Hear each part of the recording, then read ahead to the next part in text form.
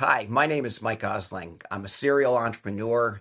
I've been doing entrepreneurial activities for the last 40 years. I enjoy startup companies, investing in big ideas, and Christ is the most important thing in my life. Welcome to the Redirect Podcast, where we explore what comes after career. Real conversations about transitioning from the 9-to-5 grind to your next great adventure. Whether you're heading into retirement or simply redefining what purpose means, we're here to inspire, inform, and help you reimagine what's next. This isn't the end of the road. It's the start of something new. Adam and Dale, hello to you guys, and welcome to another Redirect Podcast recording session. We're going to have a conversation with a gentleman that's going to talk about a variety of things in his life through his entrepreneurial background. Before we introduce our guest today, I have a quick question for you. What would be some gifts or talents that you're using currently where you are in life?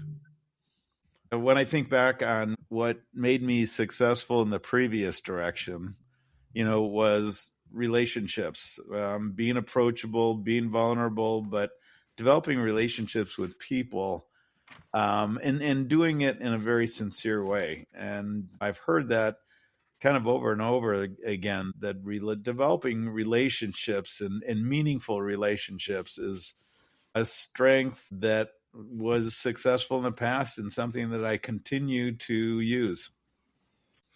I would say I am somewhat naturally curious. I like unpacking, disassembling, deconstructing something to figure out how it works.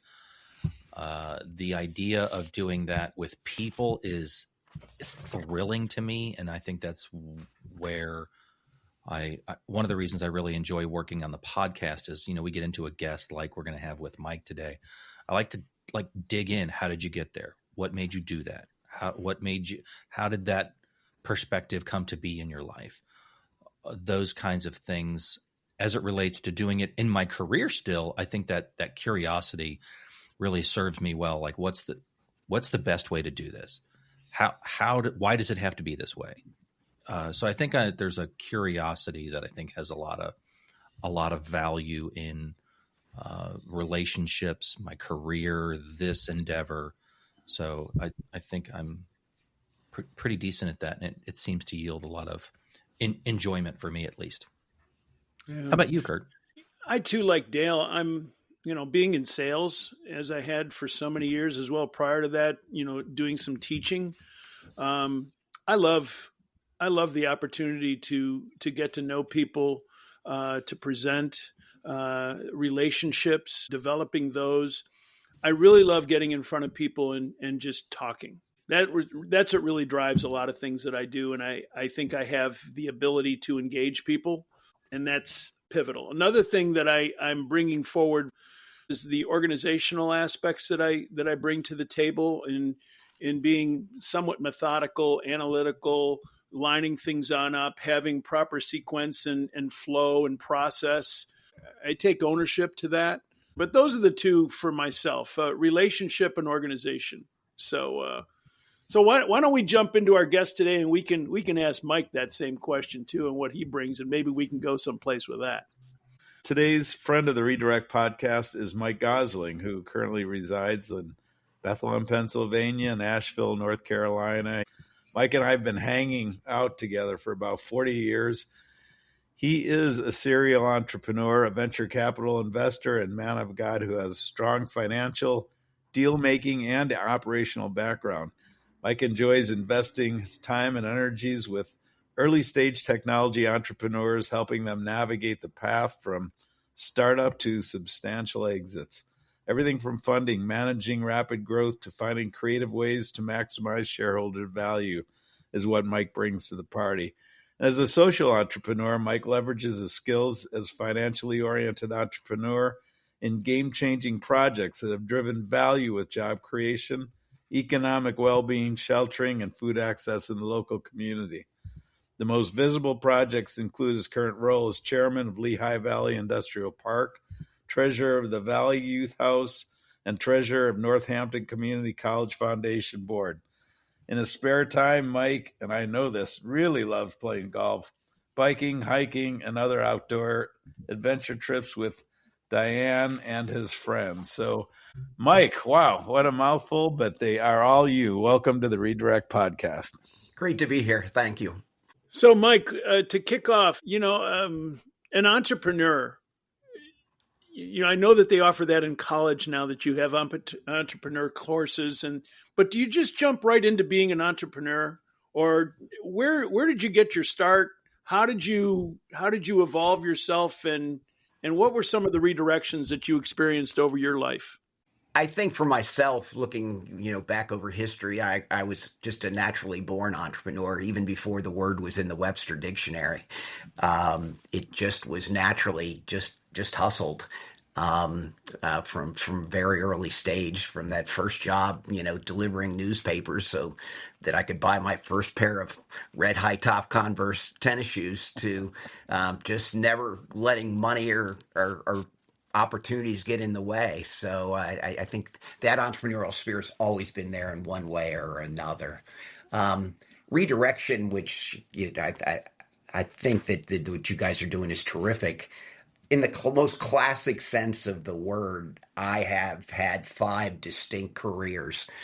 I grew up in Middletown, Ohio. My dad was a steel worker.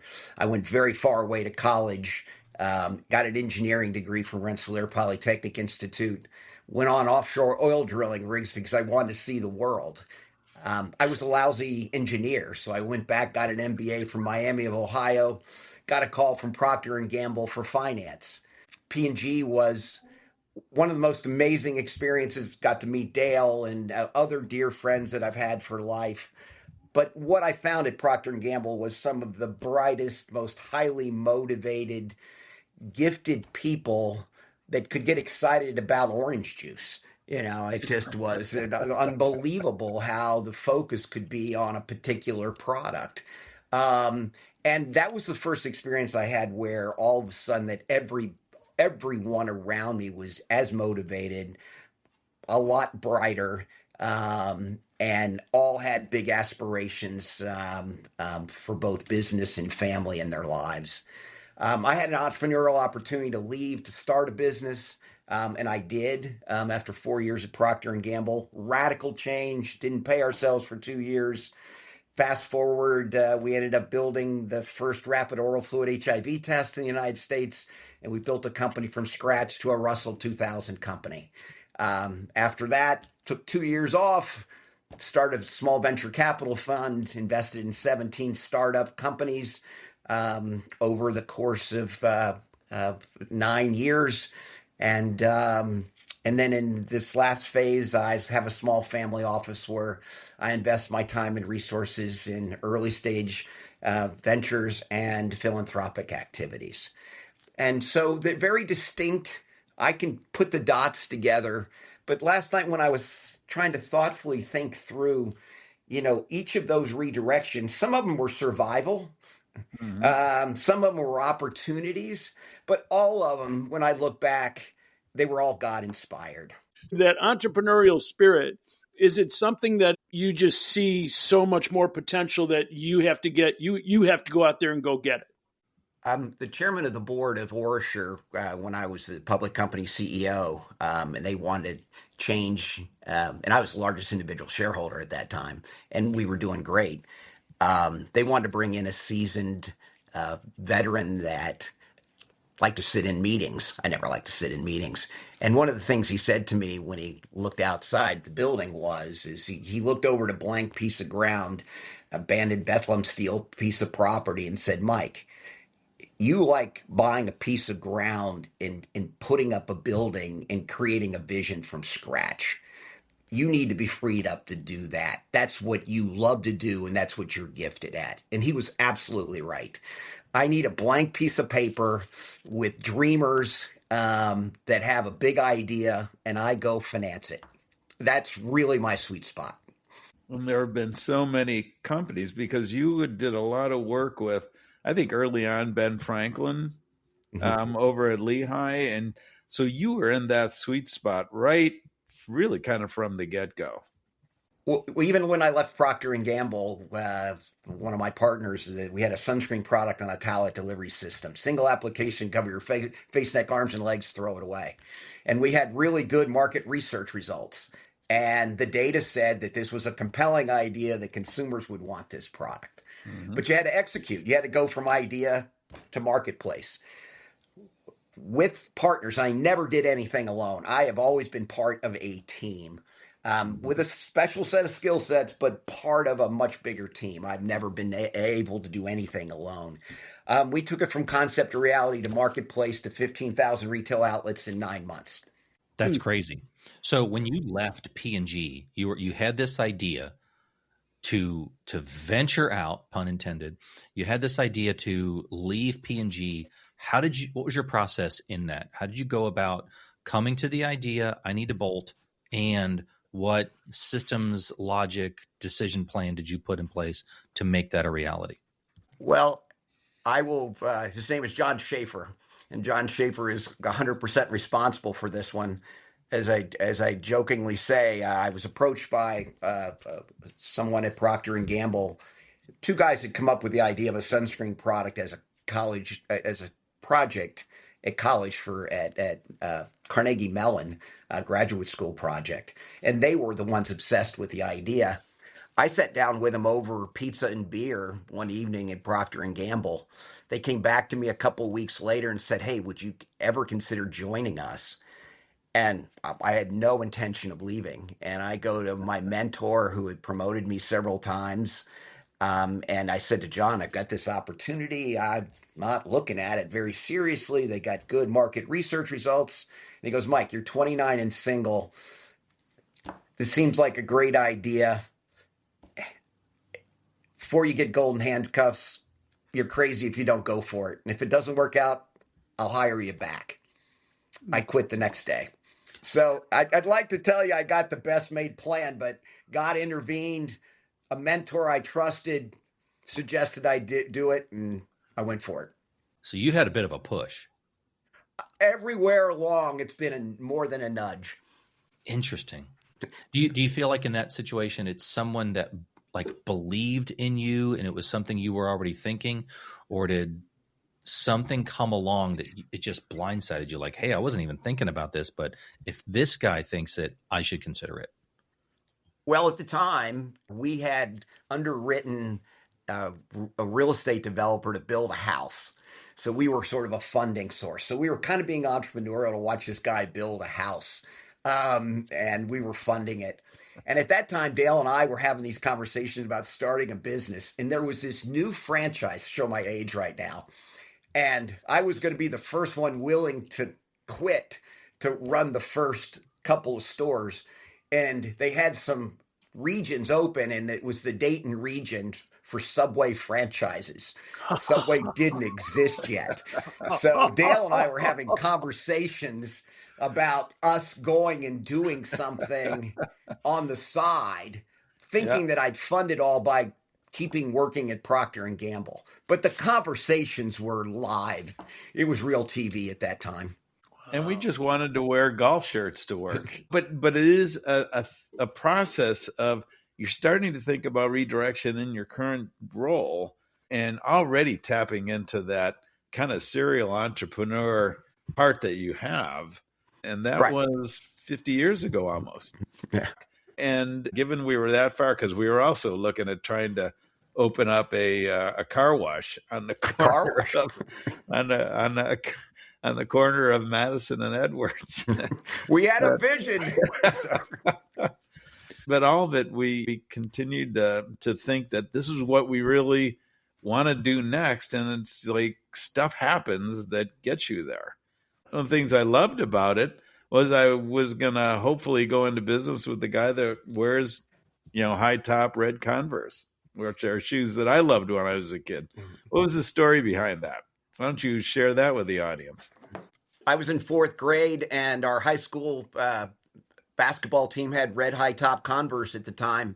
I asked my dad, I was the oldest of 5 kids, and my dad was a steel worker at Armco Steel.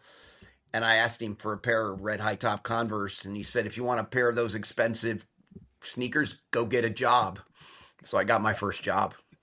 Wow. So theoretically, right there, it kind of started right there, and you Yeah. continue to wear those things at every major speech you give.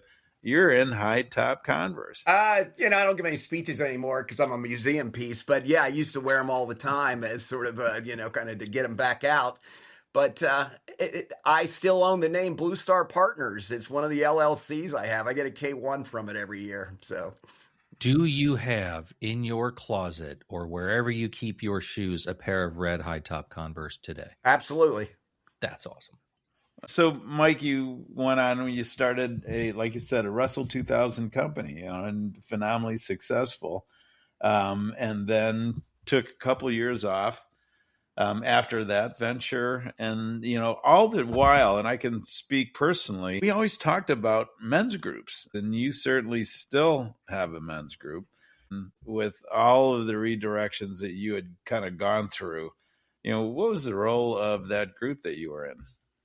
There was a couple guys that all of us mid 40s probably at the time, buried in our businesses, buried with our family, probably believed in Christ, but not any focal point in our lives. Just really busy with life. And there was a program that a couple guys got started called Top Gun. It was out of Chicago, a ministry group, very organized program, 42 weeks, Friday morning at 6 a.m. So here's some really busy people. Got 12 guys for a beta site, 6 and 6. And we did this 42-week program that had very organized on family and Bible and business and all these topics. And you come to find out that we all had all the same issues going on. We weren't islands of ourselves with problems. They were common. And now in the confidentiality with other men, you were growing and sharing in a new personal relationship with Jesus Christ. And it was a game changer for me in my 40s. So what I took for granted and I didn't lean on God, all of a sudden became sort of the center of everything I did. And that was awesome. And it remains today. Absolutely. There's bumps along the road. I had to get out of the group for a while just because of busyness and other things in life, but I'm back in a group now for another 5 years. And over the last 20 years, all but probably 3 years, I've been in a Friday morning group. And Dale, when you and I met, you were in men's groups. I mean, you were always, and it invited me to it, and I always resisted because I just didn't. What is that about a men's group sharing? I don't know about sharing. Come on.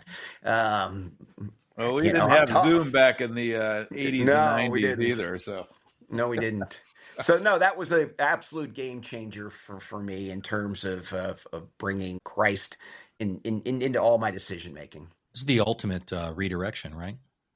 It is. It is. We talk about redirections, and Red High Top Converse was one. And last night I'm saying to myself, what were really the things that were inflection points in my life that were game changers that I didn't know what they were? And these are in no particular order, but it was just stream of consciousness last night. Red High Top Converse, team member on 3 state championship teams, and 1.8 GPA in my first semester in college. Bob Barker, Price is Right. Flying Pig Marathon, the everyman's man's story. Meeting my son in a Romanian orphanage. Opening NASDAQ market for World AIDS Day. Hiking 92 miles in the Alps with Dale and his wife. Reinventing myself after my wife died. Jumping out of an airplane. Those were all inflection points in my life that I come and think about way more than creating a Russell 2000 company from scratch. They're just the cool things. They were inflection points in my life. That's living, man. Please tell me you were on The Price is Right. We were on The Price is Right. So our first product was a sunscreen product on a towelette delivery system. Single application, cover your face, neck, arms, and legs, throw it away. So my partner Bill Hinchy got it. It was $1,000, and we had squat. We had no capital whatsoever, and he got us on there. It was $1,000, and there were 5 products, and we didn't know it. We were watching the taped view of it, and this is like we're a year and a half into this thing, grinding, not paying ourselves. I'm 31 years old, look like a loser, and we're on The Price is Right with Bob Barker. And you had to pick 3 products under $5 at retail. So they describe all 5 products. So our products described SunSense Talent, single application, cover your face, neck, arms, and legs, Solar Care Technologies, Bethlehem, Pennsylvania. This woman picks the first 2, and then she goes, could you describe that sunscreen product another time? So we're high-fiving each other because we are now getting another 6 seconds, on Bob Barker. They pick our product and she wins $25,000. We are high-fiving each other. It's re-energizing the group at a moment when it's not about money, but our product is on The Price is Right. We get that moment that sort of just puts us back in the game and we're doing the right thing and we go back to grinding. It was just, you can't describe those moments, but, it was Bob Barker. I think this would be a good time to take a quick break.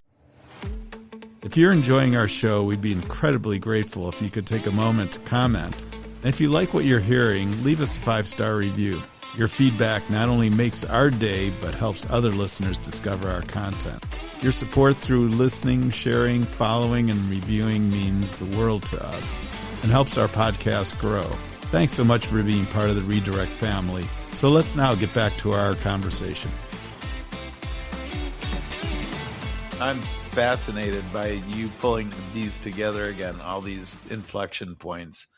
I'm thinking myself, when I'm off this thing, I'm going to sit down and write down inflection points, because, they were the heart and soul of kind of who you were, who you are, how you were going to live life.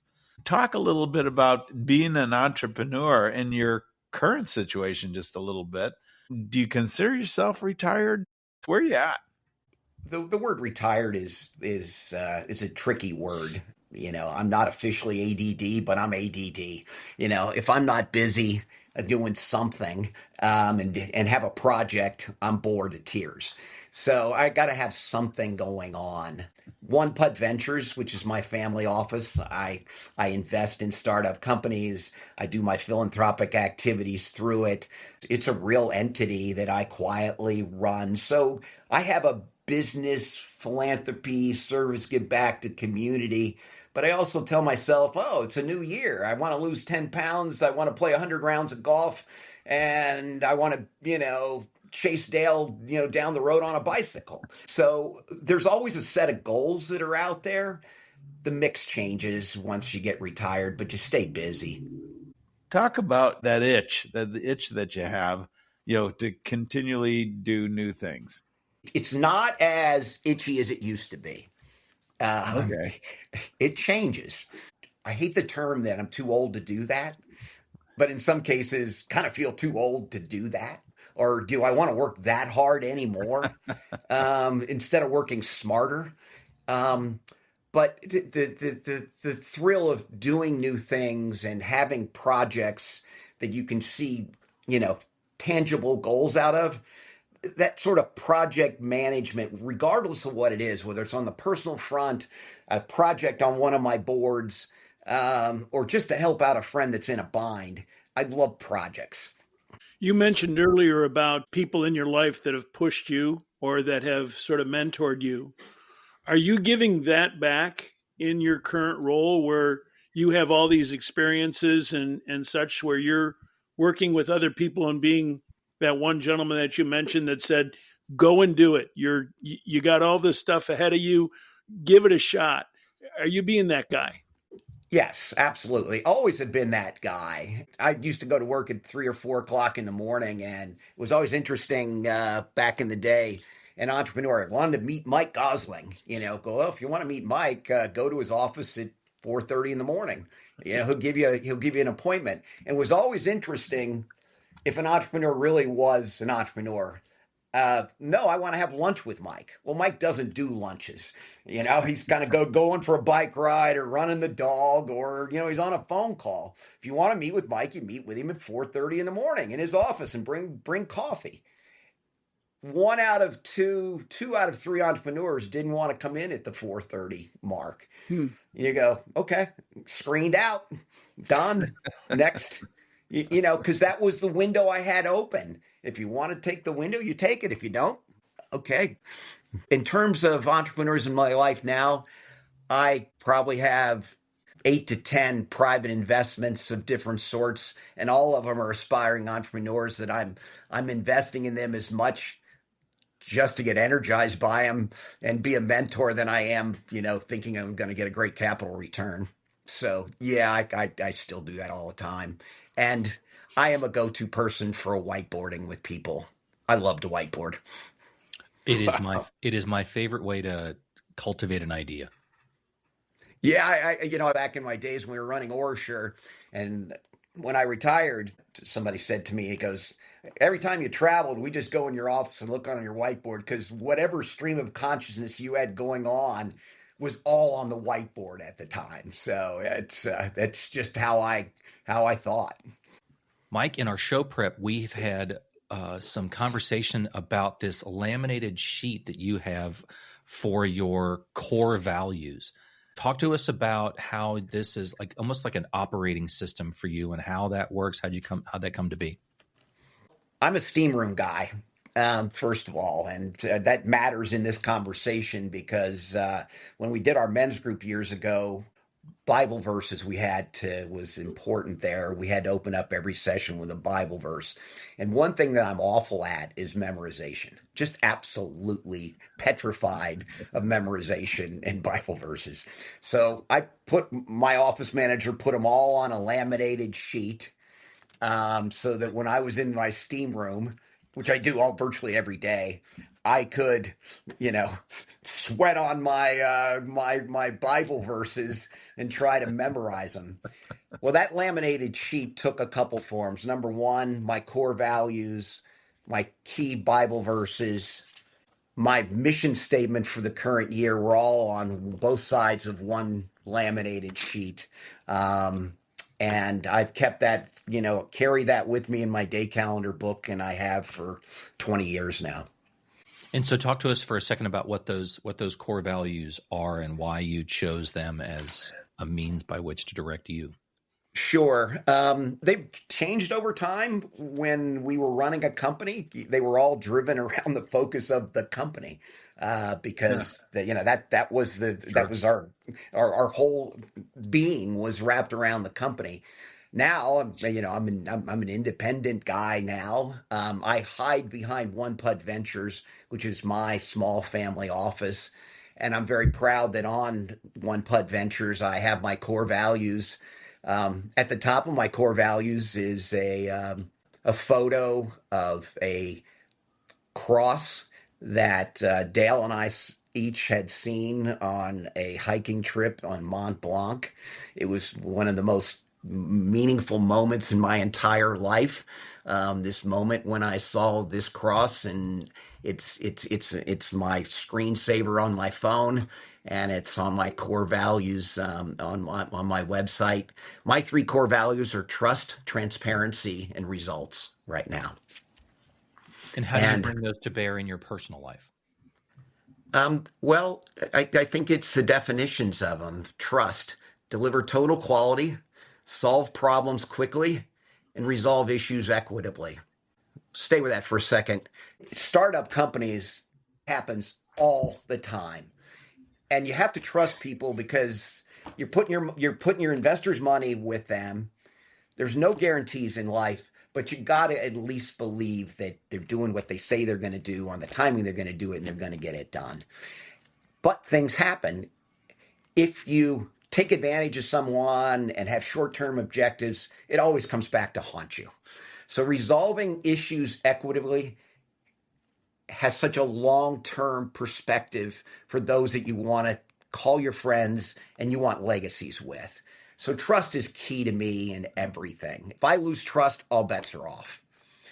Transparency. Anybody that knows me, look, what you see is what you get. My three bullets, subpoints of that is communicate candidly and analytically. I'm a finance guy. I turn everything into numbers. I can take any idea and I could put some analytics around it as a first generation to go raise capital against. That's a gift. Full disclosure, the good, bad, and the ugly. Once I left Procter and Gamble, a year later, I raised my first round of capital with private investors. And since 1987, I have had investors in everything that I have done. Still do. Still not out of it. Our venture fund had 128 angel investors that put $42 million of capital into our startup venture. I report quarterly, transparently, candidly, and not always good news. Full disclosure, the good, bad, and the ugly, and always open book. So transparency's just, that's what you get with Mike. And results. Results are kind of an interesting thing. For me is because I tend to view early stage is raising capital. How do you convince someone to bet on your idea? And then how do you end up turning that idea into a sustainable business idea? And if you do create a sustainable business idea that has brand equity, you'll create substantial wealth for your investors.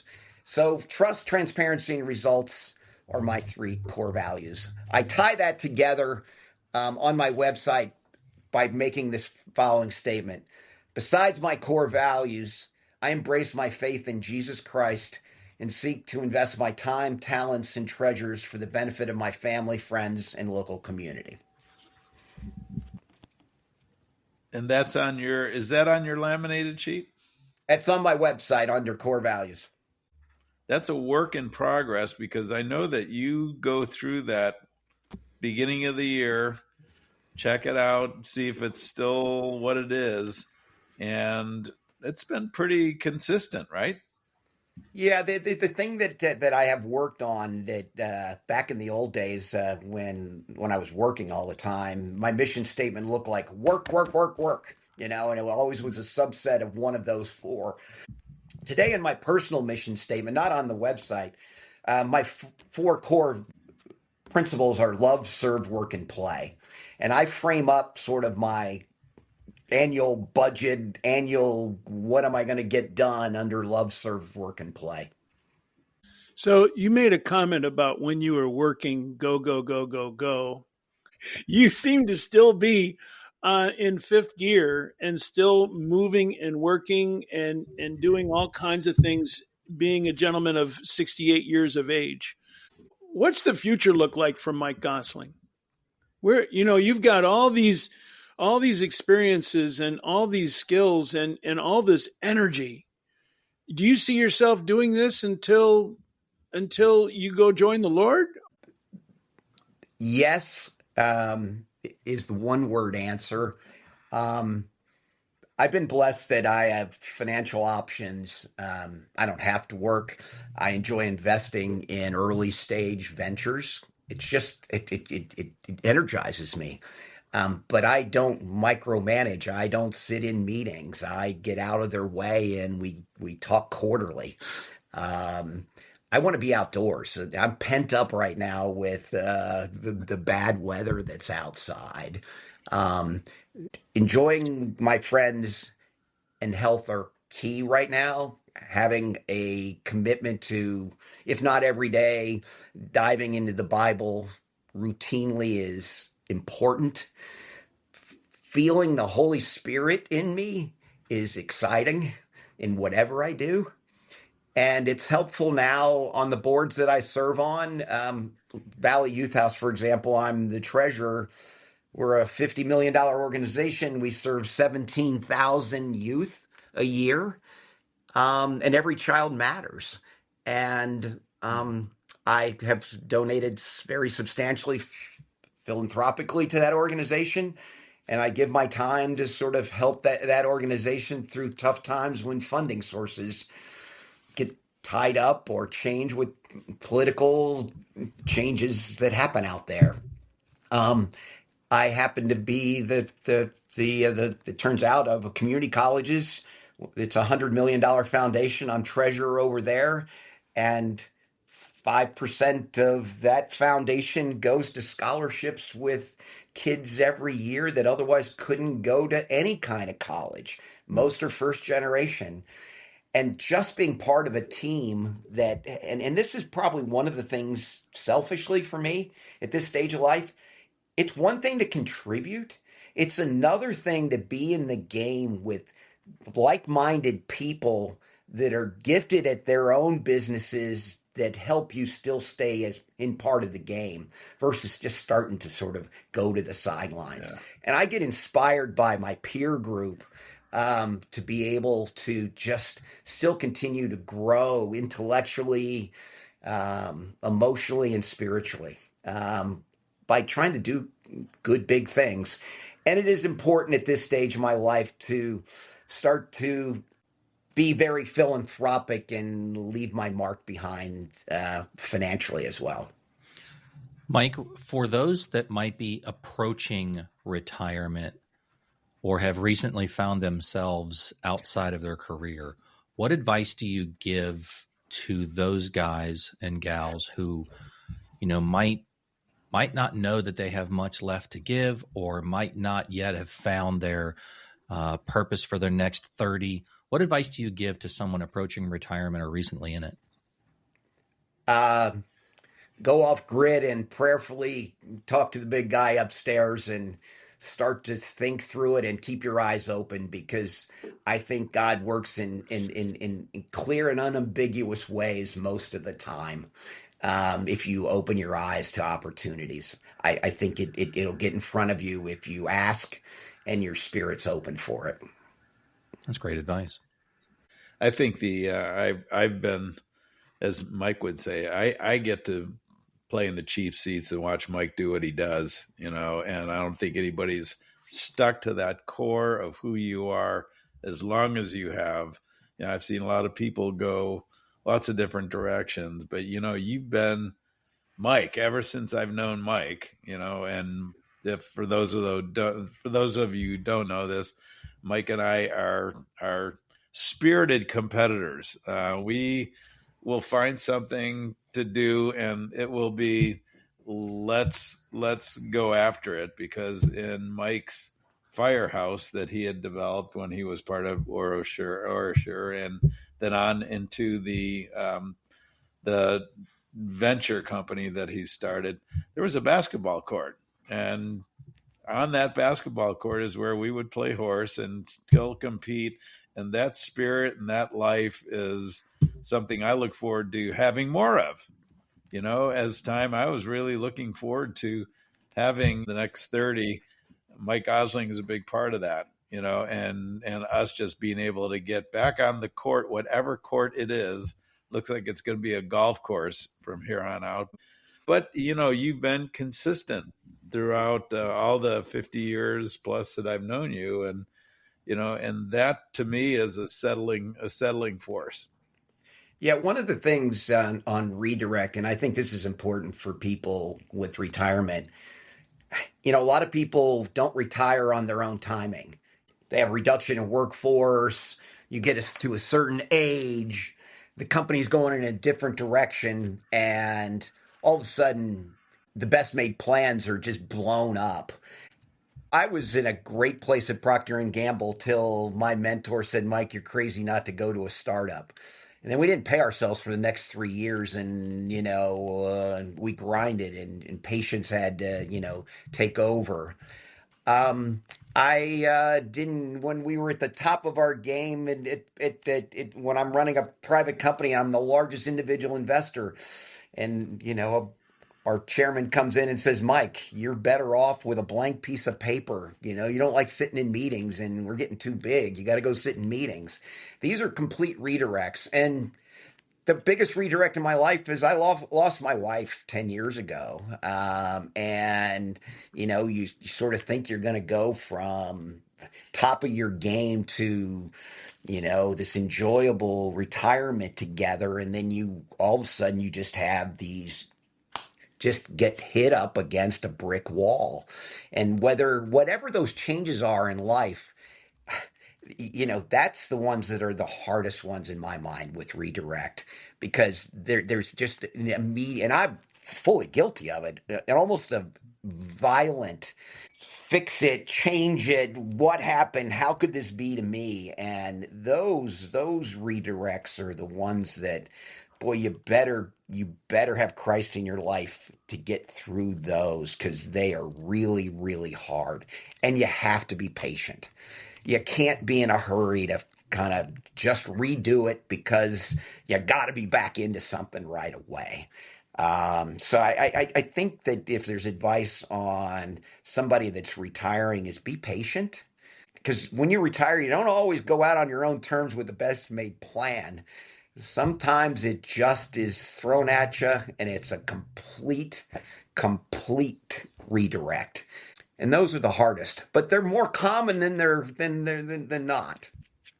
Mike, thanks for spending some time with us to get to know you a little bit more and what's the driving force behind you, as well as the aspect that you so purposely brought out, that there's a lot of things that confront us in redirections in different times of our life. And to have that core value, to have a personal mission on what your beliefs are and what you want to do within your own world, I think is so critical.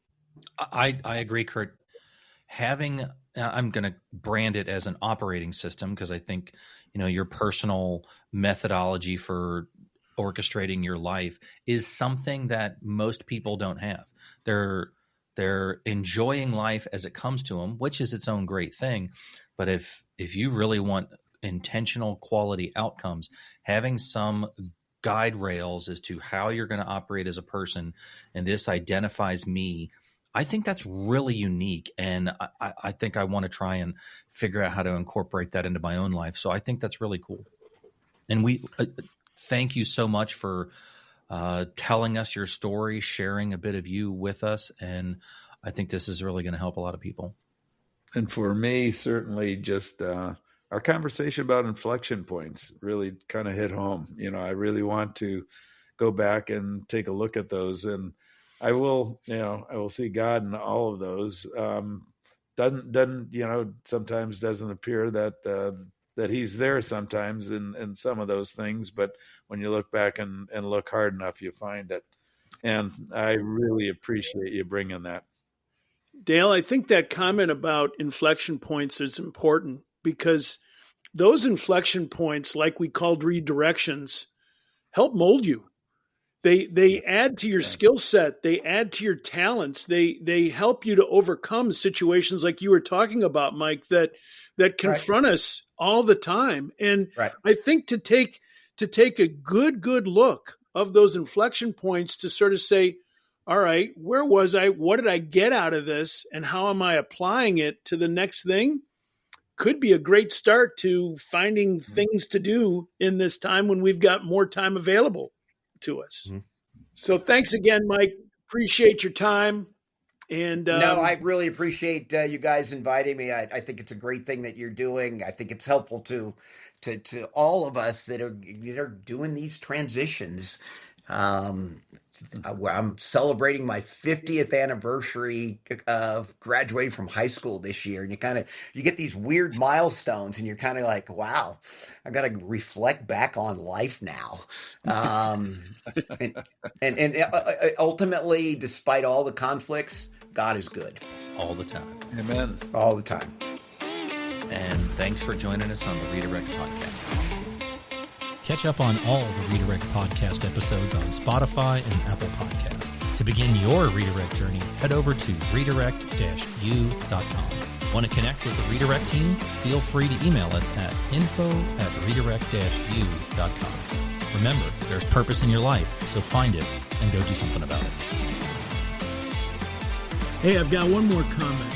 The Redirect Podcast is presented solely for educational and entertainment purposes. We engage in an open, honest conversations about personal growth, life transitions, and the lessons we've learned through our own experiences. While we speak as experts in our own lives, we are not licensed therapists, medical professionals, or certified coaches. The content shared on the Redirect podcast is not intended to be a substitute for professional advice, diagnosis, or treatment. Always seek the guidance of qualified professionals for any physical, mental, or emotional concerns that you may have. We're grateful to share this space with you and hope that our stories inspire reflection and connection. If you're in need of more support, we encourage you to connect with a trusted professional who can help.